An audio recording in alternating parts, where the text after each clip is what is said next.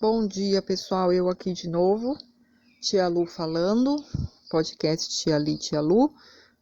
Eu e a Tia Li dividimos alguns assuntos, né? Alguns que ela conhece mais, ela que vai gravar, e outros que eu tô conhecendo mais, então eu que vou gravar. Hoje eu queria falar um pouquinho sobre o autismo. Muito se fala, né, hoje em dia de autismo, tá cheio de informações na internet. Tem muita coisa, inclusive assim, informações de qualidade, coisa muito boa, né?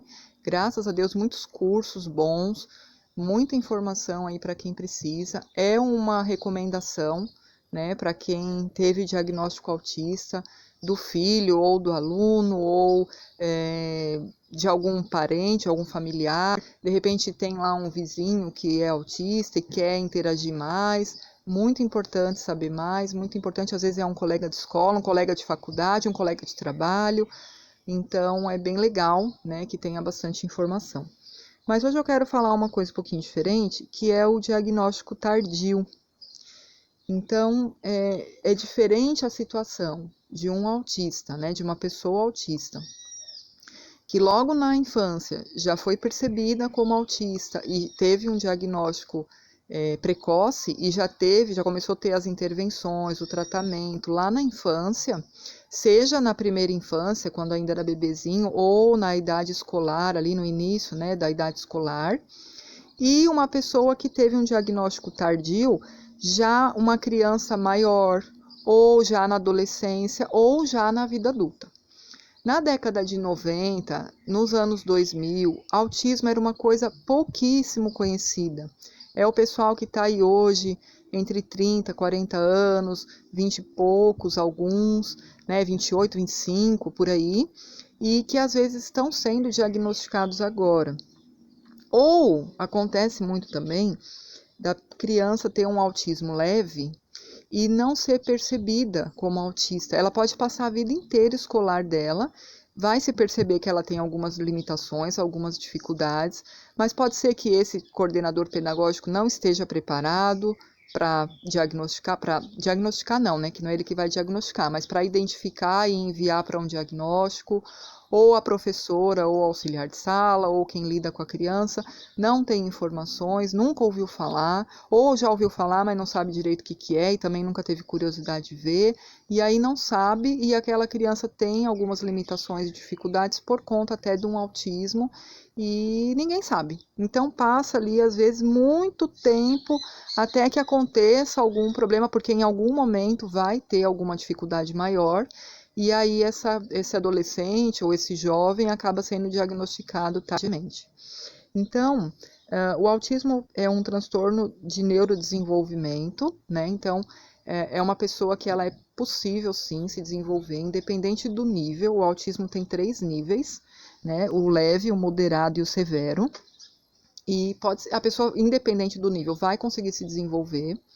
Mas a forma de desenvolvimento, a forma de aprendizado e a forma de relacionamentos, né, vai ser diferente.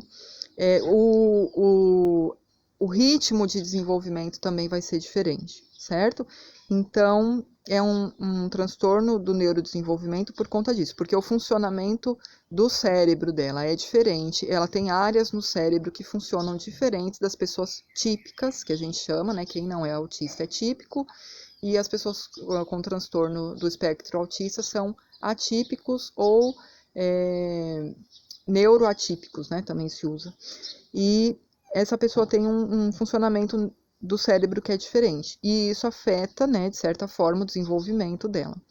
Essa afetação do desenvolvimento, esses limites do desenvolvimento, essas características diferentes do desenvolvimento, o autismo não é uma doença, tá? Ele apenas é uma forma diferente de funcionamento da pessoa. Então, isso afeta a interação social, pode afetar a comunicação, pode afetar a linguagem, geralmente afeta a comunicação, né? Mas pode ou não afetar a linguagem de formas diferentes. Pode afetar a percepção, pode afetar as sensações, né? Pensando aí nos 5 sentidos. Então, vai ter várias formas. O autismo ele tem vários tipos, ele é bem variado. né, nos sintomas que a pessoa tem, nas dificuldades que ela tem, nas habilidades que ela tem. Tem autistas que são muito funcionais. Tem gente que passou a vida inteira sendo autista e nunca foi percebido como autista. E não vai ser, e vai continuar, e vai morrer, e não vai ser percebido como autista. Porque ele ele é muito funcional. Ele é uma pessoa um pouco diferente, ele tem ali... Ai, meu Deus, o cachorro da vizinha vai latir.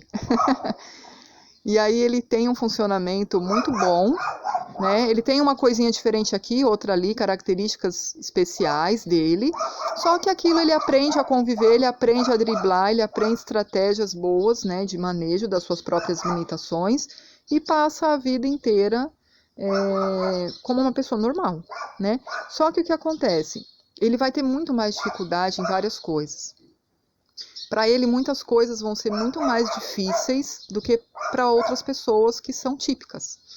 Então, é importante que se faça o diagnóstico, ainda que o diagnóstico tardio. Hoje em dia já se tem mais informações, né? Dá para lidar com um adolescente, levar esse adolescente para um diagnóstico, levar esse jovem para um diagnóstico. Você que é adulto pode procurar também um diagnóstico para perceber se o que você tem realmente é autismo ou não. Os sintomas e os sinais, né, as características autistas, é muito fácil de encontrar na internet, então eu não vou entrar nesse mérito, né, de questão, nessa informação, porque é uma informação tranquila de encontrar, relativamente fácil de encontrar, tem muito curso disponível, então essa parte fica aí por conta de vocês, tá certo?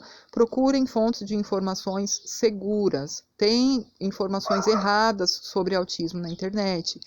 Tem gente falando de tratamentos ou de fórmulas de tratamento ou de intervenção que não são cientificamente comprovadas, que não têm uma confiabilidade, né? Não são confiáveis. Então tomem cuidado onde vocês vão buscar a informação, mas sendo uma fonte confiável, está baseado em ciência, está baseado no conhecimento da psicologia, da psiquiatria, da neurociência, né? Ou da neuromedicina, são fontes confiáveis, tá certo? Então, o autismo, ele é um conhecimento muito recente, ele tem vários tipos, e os autistas podem funcionar muito bem, portanto, podem passar ali todas vezes, né, toda a infância, ou toda a adolescência, ou toda a vida até, sem serem percebidos. O autismo, ele pode ter algumas comorbidades, como deficiência intelectual, transtorno do déficit de atenção, alguns transtornos de ansiedade, transtornos de hiperatividade, então outras coisas, transtornos de aprendizagem. Então, normalmente, quando o autista ele tem outras comorbidades, ele tem outros transtornos, ou até mesmo alguma doença junto, fica mais fácil diagnosticar.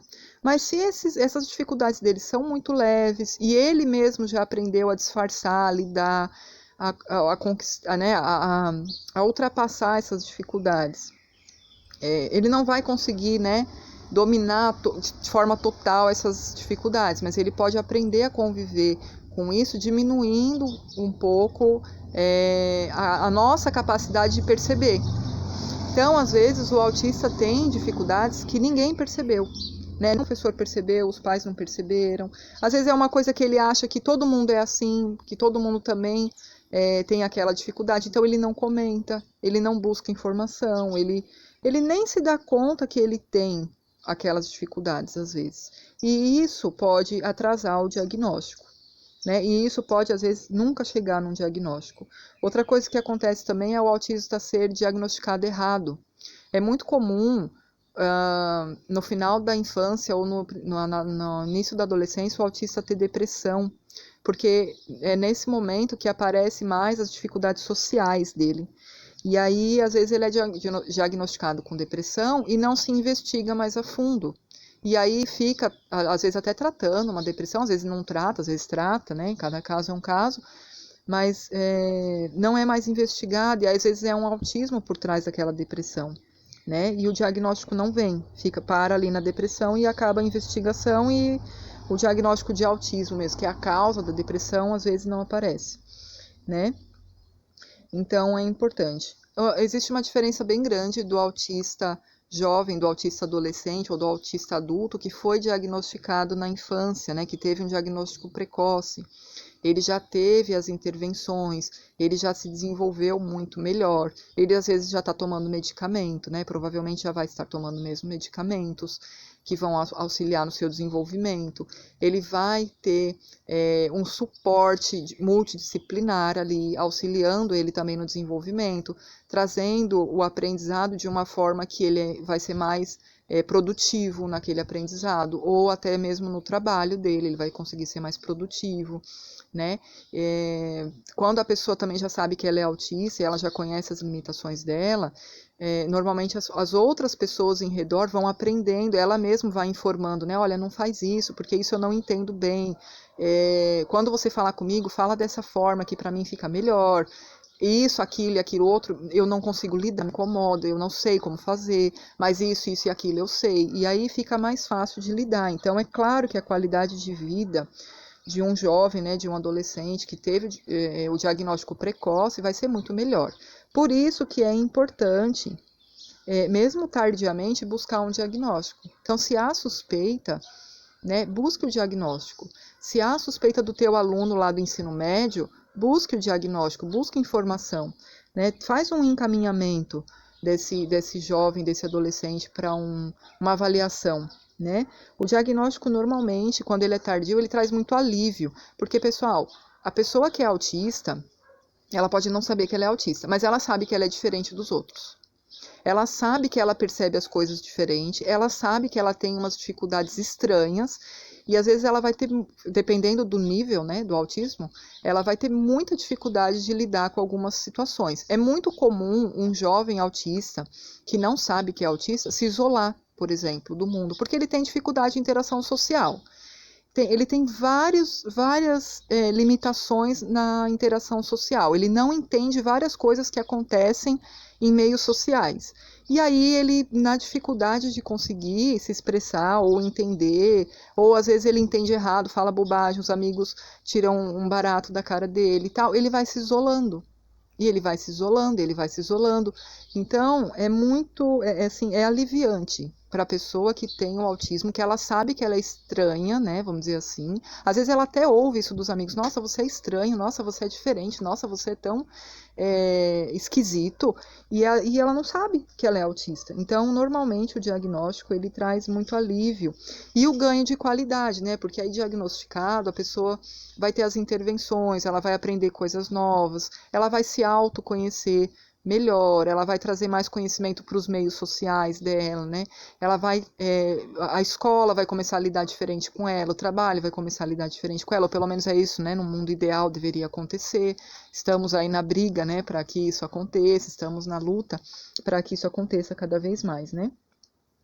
E ela vai ser mais respeitada, ela vai se respeitar mais. Tem vários processos de culpa, vários processos de autodepreciação, de autoestima, que vão ser transformados. Então é muito importante, né? É muito importante a gente sempre se informar, espalhar informações, prestar atenção em quem está ao nosso redor, preste atenção nas dificuldades dos teus alunos, preste atenção na dificuldade dos teus filhos, preste atenção, o cuidador, né, independente de quem seja, uma avó, um tio, uma tia, uma pessoa contratada para cuidar, para fazer atividades de reforço escolar, por exemplo. É muito importante que se tenha informações e que se saiba encaminhar, que se saiba verificar se é ou não, nem que seja assim para montar uma suspeita, sabe? Poxa, eu estou suspeitando. Aí você vai procurar pessoas para te auxiliar, pessoas para te orientar, pessoas para te ajudar a ver se é ou não é. De repente não é autismo, mas é um outro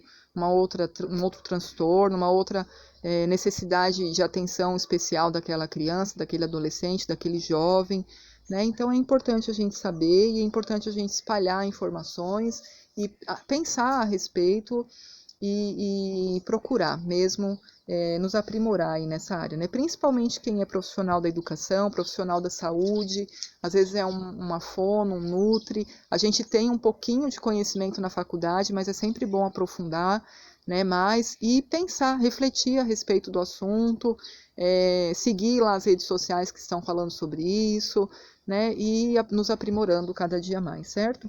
É muito importante que as pessoas com transtorno ganhem mais qualidade de vida. E isso, ao meu ver, tem que ser uma responsabilidade social, é uma responsabilidade cidadã de cada um, saber um pouquinho mais sobre cada coisa. Se tem alguém que está perto de você que tem algum transtorno, eu acho que é responsabilidade, sim, da sociedade, da escola, das empresas, né, dos comércios, da vizinhança, de todo mundo saber um pouquinho mais para melhorar a qualidade de vida dessa pessoa, tá certo? Então é isso aí, espero ter colaborado com alguma coisa para você hoje e siga-nos nas redes sociais. Abraço para todos.